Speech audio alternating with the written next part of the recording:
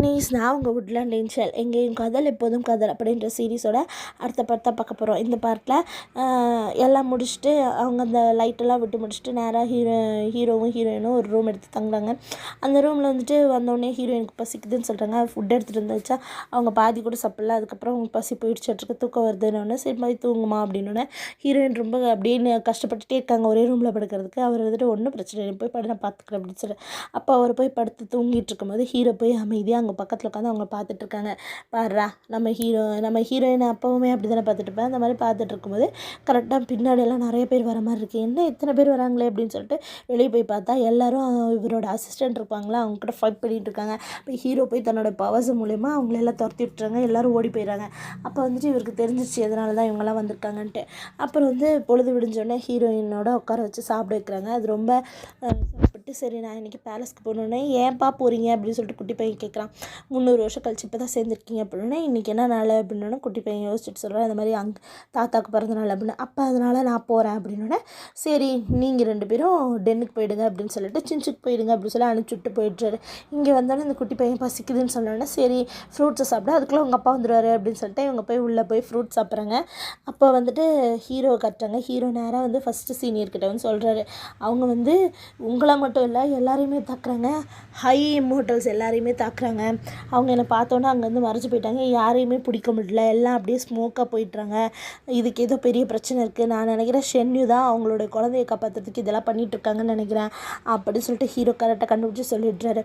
அதே சமயத்தில் சூஜின்னு ஒரு பிளான் பண்ணாங்கன்னு இத்தனை நேரமாக பார்த்துருப்பேன். அது என்ன பிளான்னா வேறு எந்த பிளானும் இல்லை. கிங்கோட பர்த்டே அன்னைக்கு நம்மளோட செகண்ட் பிரின்ஸ் அவரோட மூத்த பையனை கூப்பிட்டு வந்திருக்காரு. அந்த பையன் அங்கே நின்றுட்டுருக்காங்க. செகண்ட் பிரின்ஸ் அந்த பக்கம் போயிட்டார்.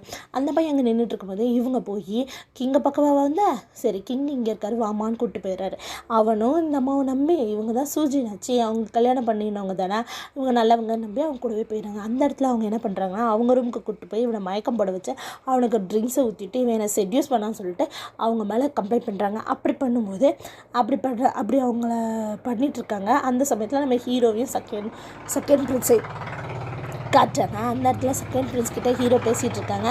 திடீர்னு பார்த்தா ஏதோ பிரச்சனைன்னு சொன்னோன்னே எல்லாரும் செகண்ட் பிரின்ஸு தேர்ட் பிரின்ஸு நம்ம ஹீரோ 3 பேரும் கிங் முன்னாடி நின்னா ஹீரோயின் முடியும் நம்மளோட சூஜின் மூக்கை பிடிச்சிட்டு அழுகுறாங்க. இந்த மாதிரி அவன் என்னை இந்த மாதிரி செட்யூஸ் பண்ண பார்த்தான் அப்படின்னு சொல்லிட்டு என்னை ஃபோர்ஸ் பண்ண பார்த்தான் அப்படின்னாலாம். அப்புறம் அதை பார்த்துட்டு இல்லை இதில் ஏதோ தப்பு இருக்குது அப்படின்னு சொல்லி செகண்ட் பிரின்ஸ் சொல்லலாம். கிங் நம்பவே மாட்டேங்கிறாரு. நம்ம ஹீரோ ஒன்றுமே பேசாமல் அமைதியாக அவங்கள பார்த்துட்டே இருக்கிறேன். யாராவது அவங்களோட இன்னசென்ட்டே தொலைப்பாங்களா சின்ன விஷயத்துக்கலாம் அப்படின்னு சொல்லிட்டு கிங் நம்ப மாட்டேங்கிறாரு. பனிஷ்மெண்ட்டு கொடுத்து அனுப்பிச்சிடுறாங்க அந்த குட்டி பையனுக்கு. அதே பார்த்திங்கன்னா ஹீரோக்கிட்டையும் அந்த மாதிரி சீன் போடலான்ட்டு அந்த பொண்ணு என்னை சாவறதுக்கு கூட விட்டுருங்க, என்னோட இன்னசென்ஸை நான் காமிக்கிறேன் அப்படின்னு. இங்கே பாரு நீ இந்த தடவை யார் ஃப்ரேம் பண்ணுறதுக்கு இப்படி பண்ண அப்படின்னோடனே இல்லை நான் அப்படி பண்ணவே இல்லை, நீயும் சூசுவையும் இப்படி தான் பண்ண எனக்கு நல்லாவே தெரியும் அப்படின்னு சொல்லிடுறாரு. அவங்க அம்மா அமைதியாக இருக்கும்போது அப்போ சொல்கிறாரு, நான் உன்னை உயிரோடு விட்டுருக்கேன்னா 2 விஷயந்தான். ஒன்று நீ விளக்கு எனக்கு கொடுத்துருக்க, சோல் கேதரிங் விளக்கு எனக்கு கொடுத்துருக்க, அதனால தான். இன்னொன்று சூசோட கண்ணை நீ வச்சுருக்க, அதனால தான் நான் உன்னை உயிரோடு வச்சுருக்கேன். இல்லைனா சொல்லு, நான் உன்னை கொண்டுட்டு அந்த கண்ணுக்கு இன்னொருத்தவங்களை நான் ஓனராக தேடிக்குவேன் அப்படின்னு சொல்கிறாரு. அதே தேர்ட் பிரின்ஸ் செகண்ட் பிரின்ஸ் இப்படி மாட்டிக்கிட்டானேன்னு சொல்லிட்டு ரொம்ப வருத்தப்பட்டு பேசிகிட்டு இருக்கும்போது அப்போ இது வேணும்னே தான் இவங்க செஞ்சுருக்காங்க, செகண்ட் பிரின்ஸால் இப்படி பிரச்சனை வரும்னு சொல்லிட்டு அவங்கள சொன்னால் நமக்கு இங்கே கேட்க மாட்டாருன்னு வேணும்னே தான் செஞ்சுருக்காங்க அப்படின்னு சொல்லி சூஜினை பற்றி சொல்லிட்டு இருக்கும்போது இப்போ தேர்ட் பிரின்ஸ் கேட்குறாரு, அதான் சின்ச்சு பைச்சியன் தான் உன்னோட மனைவின்னு தெரிஞ்சுக்கலாம், அவனை கல்யாணம் பண்ணிக்க வேண்டியதுன்னா அவள் தான் எல்லாத்தையும் மறந்துட்டாலே, அவளுக்கு போன தடவை நடந்தப்போ எல்லாமே தப்பாக நடந்துச்சு இந்த பேலஸில், அதனால் இப்போ புதுசாக ஃப்ரெஷ் ஸ்டார்ட்டாக இருக்கணும்னு சொல்லிட்டு தான் நான் இப்போ இதெல்லாம் நான் பண்ணிகிட்ருக்கேன் அப்படின்னு சொன்னோன்னே இதுவும் நல்ல ஐடியா தான் அப்படின்னு சொல்லிட்டுறாங்க. அதே நம்மளோட பைஃபன்ஷுவை கட்டுறாங்க. பைஃபன்ஷு ரொம்ப வருத்தப்பட்டுருக்காங்க, 2 வருஷம் ஆயிடுச்சு இன்னும் எதுவுமே நடக்கலைன்னு சொல்லிட்டு. அந்த சமயத்தில் கரெக்டாக கிங்கே அவங்க தேடி வந்திருக்காங்க. கிங்கை கூட்டிகிட்டு ரூமில் வச்சு காஃபி கொடுக்குறாங்க. அப்போ கிங் சொல்கிறாரு, இந்த மாதிரி என்னோட மனைவி இருக்காங்க, அவங்க நன்னா போயிட்டாங்க, அவங்க பையனுக்கு 16 வயசு வரைக்கும் அங்கே இருந்தான், 15 வயசு வரைக்கும் அங்கே இருந்தான், 16 வயசில் அவன் பேலஸ் கொண்டுட்டான். அதுக்கப்புறமா அந்த அம்மா வரும்போதும் போகும்போதும் கூட பையனை மட்டும் பார்க்குது, என்னை பார்க்கவே இல்லைன்னு அப்படின்னு வருத்தப்பட்டு சொல்லும்போது அப்போ நம்மளோட பைஃபன்ஷு உங்களை பார்த்து எனக்கு கவலையாக இருக்குது அப்படின்னு சொல்கிறாங்க. அப்போ அவர் அந்த பூவை பார்த்தோன்னா உன்னுடைய நெத்தியில் இருக்க அந்த பூ ரொம்ப அழகாக இருக்குது, அதை பார்த்துட்டே இருக்கணும் போல் தோணுது, ஒரு சில டைமில் நீ என் மேலே ஸ்பெல்லை போட்டியோன்னு தோன்ற அளவுக்கு நான் அதை பார்த்தா மிஸ்பரைஸ் ஆகிடுறேன் அப்படின்னு சொல்கிறாரு. அதனால தான் நான் அவனை பார்க்காமலே இருந்தேன், ஆனால் என்னால் இதுக்கு மேலே இருக்க முடியாது அப்படின்னு சொல்லிட்டு கிஸ் பண்ணுறதுக்கு வரும்போது அந்த பைஃபன்ஷு அங்கேருந்து ஓடியே போய்ட்றாங்க. அப்போ தான் அவங்க இனிமேல் இது செல்லுபடி ஆகாது, நம்ம வந்து 2 லைஃப்ஸ் அப்படின்ற ஒரு ஸ்பெல்லை நம்ம யூஸ் பண்ண வேண்டியது தான் அப்படின்னு சொல்லிட்டு அவங்க அங்கேருந்து நினச்சி பார்த்துட்ருக்காங்க. அதே ஹீரோ வந்துட்டு ஹீரோயினை தேடி வந்துடுறாங்க. குட்டி பையனும் அவங்களும் ஃப்ரூட் சாப்பிட்ருக்காங்க. அதை பார்த்தோன்னே ஹீரோ சொல்கிறாரு, நான் தான் இதெல்லாம் கொடுக்கக்கூடாது, நியூட்ரிஷன் சம்மந்தப்பட்டது கொடுக்கணும்னு சொன்னேன்ல அப்படின்னு சொல்லும்போது, எங்களுக்கு தெரியுமே நீங்கள் வர வரைக்கும் அதனால தான் நாங்கள் ஃப்ரூட் சாப்பிட்ருந்தோம், நீங்கள் வந்து சமைச்சு தருவீங்கன்னு எங்களுக்கு தெரியுமே, நாங்கள் எல்லாம் ரெடி பண்ணி வச்சிட்டோம் அப்படின்னு சொன்னோன்னே, நான் வரணுன்றதுக்காக காத்துட்டு இருந்தியா அப்படின்னு சொல்லிட்டு ஹீரோயின்ட்ட வந்து கேட்கும்போது ஹீரோயினுக்கு அப்படியே ஃபுல்லாக ப்ளஷ் ஆகிடுறாங்க. அதை பார்த்தோன்னே அந்த குட்டி பையன் அப்பா அம்மா ப்ளஷ் ஆகிட்டாங்க அப்படின்னு இவங்க வந்துட்டு இல்லையே அப்படின்னு சொல்லிட்டு அங்கே வந்து கொடுக்கிட்டு ஓடி போயிட்டுறாங்க.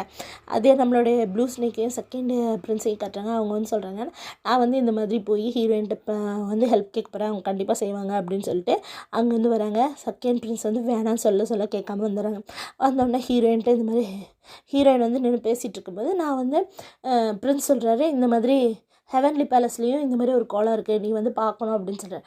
அப்படியா, குள்ளனில் கூட தான் ஒரு குளம் இருக்குது, நான் என்ன அங்கே போய் பார்த்துட்டா இருக்கேன் அப்படின்னா, அப்போ நீ குள்ளனுக்கு சம்மந்தப்பட்டவன் நீ ஒத்துக்கிற அப்படின்றாரு. உடனே இப்போ எதுக்குடா நான் குள்ளனை பற்றி பேசினேன் அப்படின்னு சொல்லிட்டு ஹீரோயின் அப்படியே ஷாக்காக இருக்கும்போதே மீகு வந்து அந்த க்ளவுட் கிளியர் ஃபேன் அதை கொடுத்து இந்த மாதிரி நம்மளோட ப்ளூ ஸ்னேக் வந்திருக்காங்க அவங்கள பார்க்க அப்படின்னு சொல்கிறாங்க. இவங்க போய் கேட்டால் அப்போ வந்து அங்கே நடந்த விஷயத்தெல்லாம் சொல்லும்போது அப்போ அவங்க சொல்கிறாங்க, ஹீரோவை பார்த்துட்டே அது சொல்கிறாங்களா, ஒன்றும் பிரச்சனை இல்லை ஹீரோ நம்மால் தான் நீ சொல்லு அப்படின்னா விஷயத்தெல்லாம் சொல்லிடுறாங்க. இதை கேட்டோன்னே ஹீரோயின்கே ஷாக் ஆயிடுது. சூஜின் வந்து உன்னோட சைடு கான்செப்ட் ஆச்சே எப்படி சொல்கிறீ அப்படின்னோடனே இப்போ ஹீரோ வந்து ஒரே வார்த்தை சொல்கிறார், இங்கே பாரு, நான் வந்து எனக்கே இது வந்து இந்த பனிஷ்மெண்ட் ரொம்ப ஓவராக தான் தெரியுது, அதனால் நீயே போய் என்னன்னு பாரு அப்படின்னு சொல்லும்போது, இல்லை உன் பொண்டாட்டி அரெஸ்ட் பண்ணியிருக்காடா அப்படின்னா, எனக்கு சைடு கான்செப்டே கிடையாது அப்படின்னு நம்ம ஹீரோனும் சரின்னு சொல்லிடுறாங்க.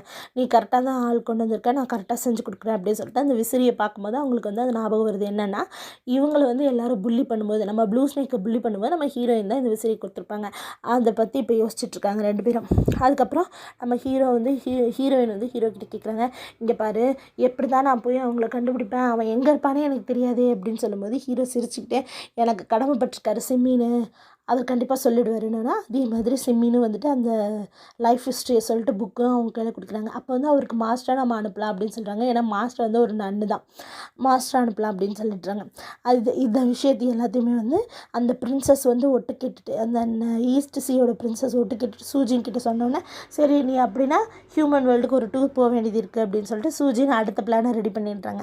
அதுக்கப்புறம் நம்ம ஹீரோயின் கிட்ட வந்து அவர் சொல்கிறாரு, இந்த மாதிரி அந்த ஒரு பொண்ணு வந்து குளத்துல விழுகும், நம்மளுடைய குட்டி பையன் வந்து குளத்துல விழுந்துருவான், அந்த செகண்ட் பிரின்ஸோட பையன் அதை காப்பாற்றுறதுக்கு வர பொண்ணு மேலே தான் அவன் லவ் பண்ணுறான், அந்த பொண்ணு வேறு யாரும் இல்லை அவங்க அப்பாவோட மனைவி அப்படின்னோடனே ஹீரோயின் வந்துட்டு அவங்க அப்பாவே அவன் ஏமாத்துறானா, சரி நம்ம பார்த்துக்கலாம் அப்படின்னு சொல்கிறாங்க. இவங்களே வந்து ஹியூமன் வேர்ல்டுக்கு அனுப்பிச்சி வச்சுறாங்க. அப்போ வந்து அவர் சொல்கிறாரு, நீ உன் பவர்ஸை யூஸ் பண்ணக்கூடாது, நீ தான் குயின் ஆக போகிறல. என்ன நான் குயிலா அப்படின்னா, ஆமாம் பின்ன என்னை கல்யாணம் பண்ணுறதுக்கு நீ நிச்சயம் பண்ணிக்கிய மறந்துட்டியா அப்படின்னு சொல்லி கேட்குறாரு.